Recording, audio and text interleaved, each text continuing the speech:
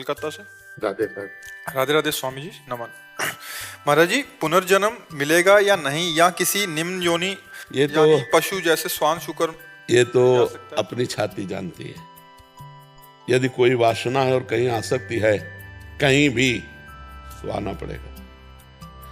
भरत जी चक्रवर्ती सम्राट पद त्याग कर, अपनी रानी अपने पुत्रों को त्याग कर गंडकी नदी के किनारे भगवान की प्राप्ति के लिए भजन किए।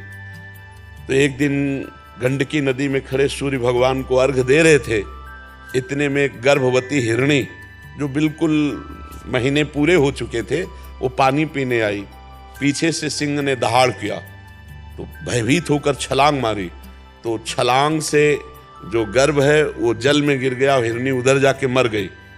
परम दयालु भरत जी ने देखा कि उसकी माँ तो मर गई, अब इसको पालेगा कौन। और वो बह के जा रहा था, दौड़ के कूद कर बच्चे को हृदय से लगाया।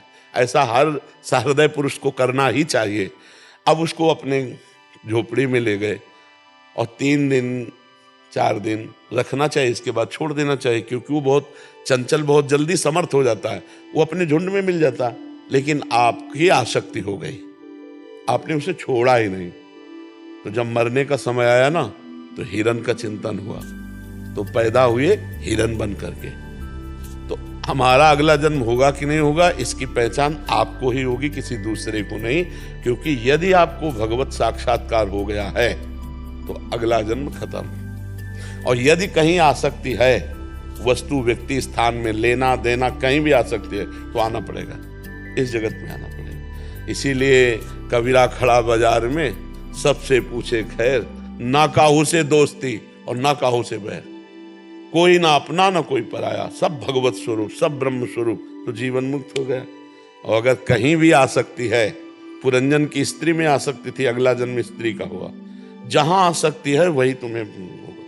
जब प्रबल आसक्ति हो जाती है, जिसमें प्रबल, तो कभी कभी आप देखते हो शरीर जुड़े हुए पैदा होते हैं, ऐसे कई देखे जाते हैं। ये प्रबल आसक्ति, अंतिम समय प्रबल आसक्ति, तो मानो दोनों के दोनों एक शरीर में जुड़ करके पैदा हो जाते हैं।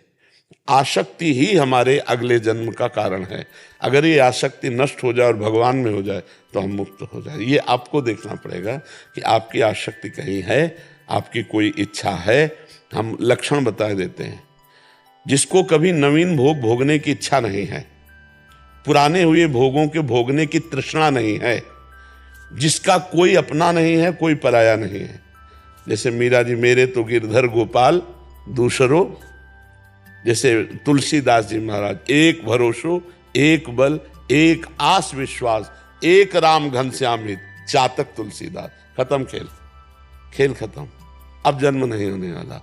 तो ये बात आपको देखनी। नवीन भोग भोगने की इच्छा नहीं, भोगे हुए भोग को तृष्णा कहते हैं। तृष्णा नहीं, और हमारी किसी से शत्रुता नहीं, अजात शत्रु, और हमारी किसी से मित्रता नहीं, ना किसी से मित्रता ना किसी से शत्रुता, सब में अपने भगवान का भाव और निरंतर भगवान का स्मरण। तो अब अगला जन्म नहीं होगा। महाराज जी, उसमें जो दूसरा पार्ट है कि ये जो कहते हैं शास्त्र सम्मत कि योनि में गिर भी सकते हैं, पशु योनि में भी हो सकता है, वो मतलब कुछ ऐसे कर्म बन गए जिसमें शूकर बनना पड़े या स्वान बनना पड़े, ऐसा भी संभव है? हाँ हाँ, बिल्कुल बिल्कुल बिल्कुल पक्का बन।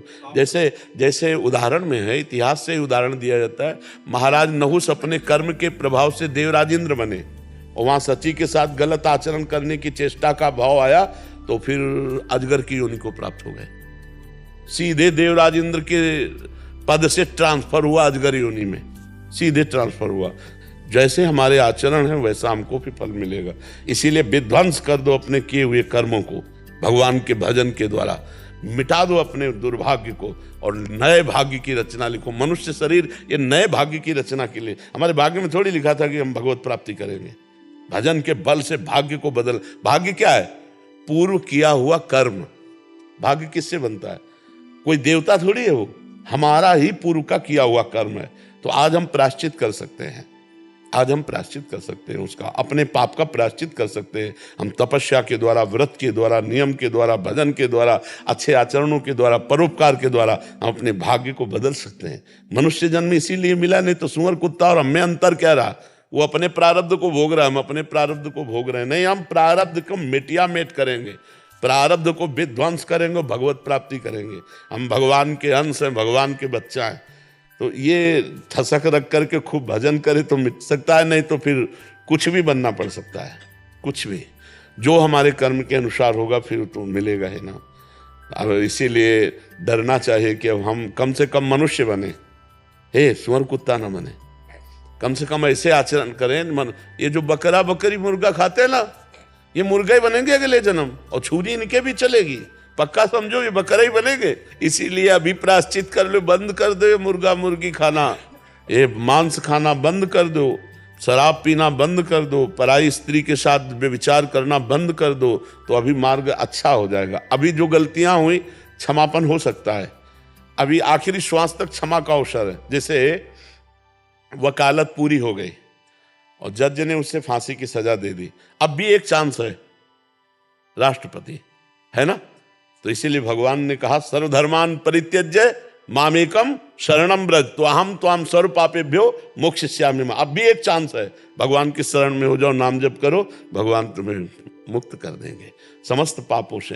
भगवान कह रहे अहम त्वाम सर्व पापेभ्यो मोक्षयिष्यामि मा शुचा। एकमात्र भगवान की शरण, भगवान का नाम।